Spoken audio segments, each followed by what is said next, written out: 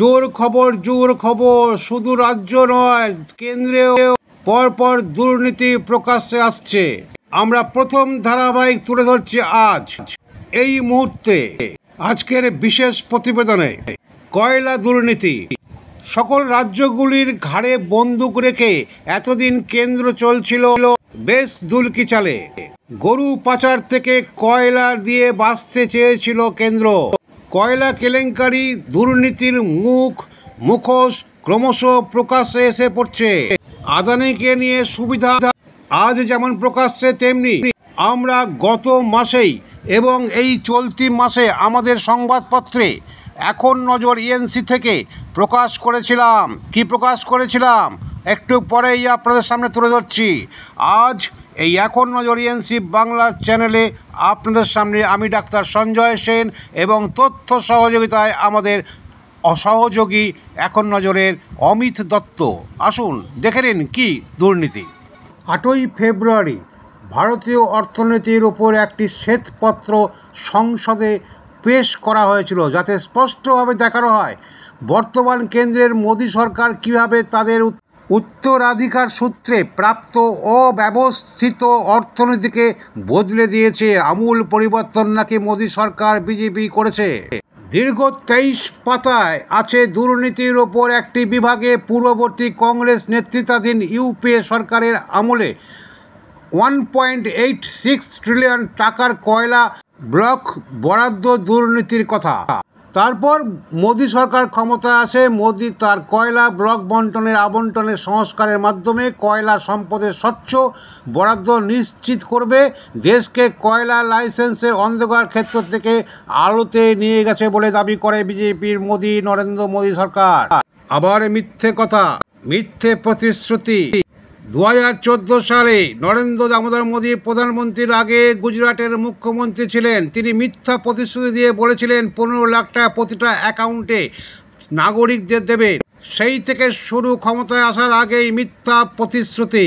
এবার দেখুন কয়লা দুর্নীতি নিয়ে মিথ্যা বেসাতির কথা। প্রতিশ্রুতি দিয়েছিল কয়লা ব্লক দুর্নীতি নিয়ে। জাতীয় কংগ্রেস এবং জোটকে আঘাত করেছিল। জোর প্রচার করে ক্ষমতায় এসেছিল এই বিজেপির নরেন্দ্র দামোদর মোদী সরকার।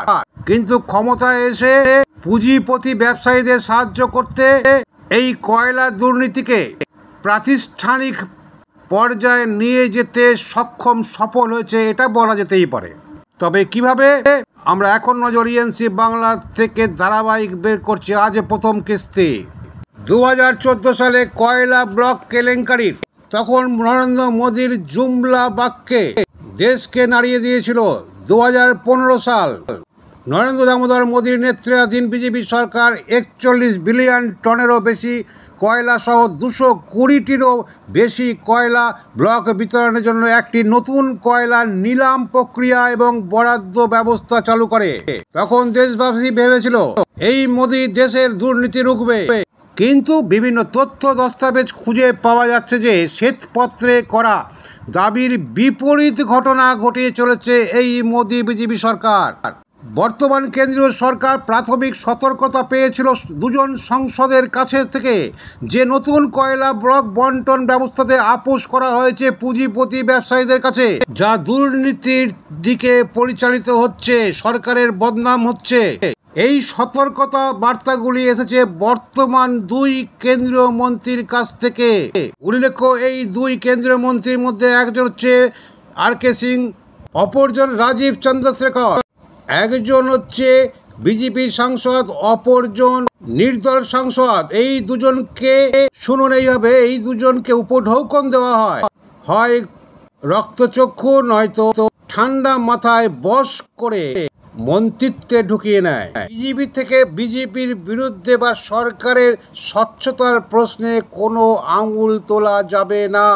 হয় পুরস্কৃত হবেন, আঙুল তুললে তাকে দমিয়ে দেওয়া হবে, নয়তো তাকে রক্তচক্ষুর বিনিময়ে কি যে ঘটবে সেটা বারবারই আমরা দেখেছি স্বাধীনতার পর থেকে এই কেন্দ্রীয় সরকারের বিভিন্ন সরকারের প্রতিনিধিদের পুরস্কার ও শাস্তি হিসেবে।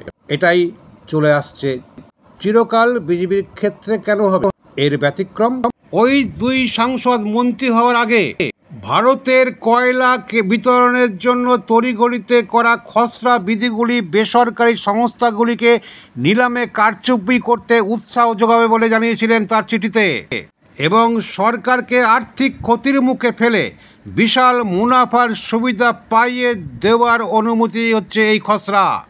এই দুই সাংসদের বিচক্ষণ আগাম সতর্কতা বার্তা তৎকালীন কেন্দ্রীয় অর্থমন্ত্রী অরুণ জেটলি এবং কয়লা মন্ত্রী পীযূষ গোয়েলের কাছেও নাকি পাঠানো হয়েছিল।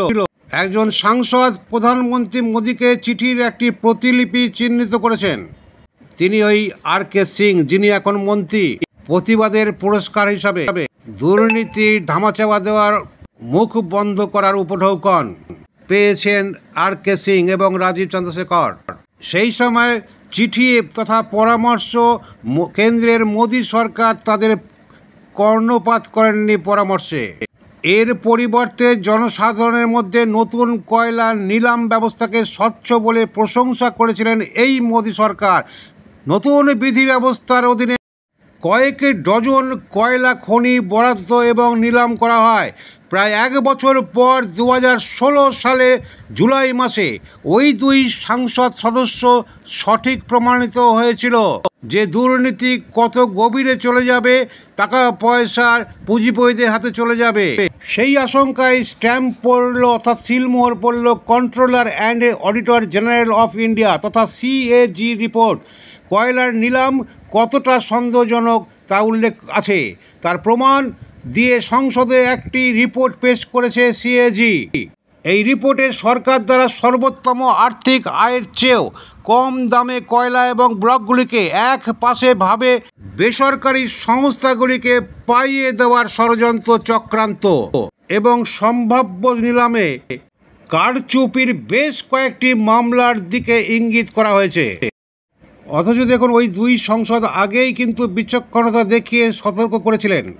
আভ্যন্তরীণ চিঠির মাধ্যমে সরকারকে সতর্ক করা, কিন্তু দেখুন সংসদ বা পাবলিক ফোরামে এই নিলাম ব্যবস্থা নেপথ্যে হাজার হাজার কোটি কোটি টাকার দুর্নীতির খেলা প্রকাশে আসেনি। আসলে প্রকাশ করা হয়নি, করতে দেওয়া হয়নি। মোদি বিজেপির নতুন মোড়কে কয়লা নিলামের ব্যবস্থা, আসলে নেপথ্যে কাহিনী হচ্ছে কোটি কোটি টাকা পুঁজিপতি ব্যবসায়ীদের হাত থেকে কেন্দ্রের নেতা মন্ত্রীরা স্বচ্ছভাবে নিয়ে আসার বৈধ রূপকরণ অবৈধ মুখোশে। যেখানে কেন্দ্রীয় সরকারের রাজস্ব আদায় হয়, সেই রাজস্বের টাকা ঢুকছে বিজেপির নেতাদের পকেটে পকেটে। এটাই হচ্ছে আসল সত্য। আগামীকাল দ্বিতীয় ধারাবাহিক এই কয়লা দুর্নীতির নেপথ্য কাহিনী। চোখ রাখুন এখন নজর ENC বাংলায়। আমরা একটু অন্যরকম, তাই দু চোখ দিয়ে দেখি। নমস্কার।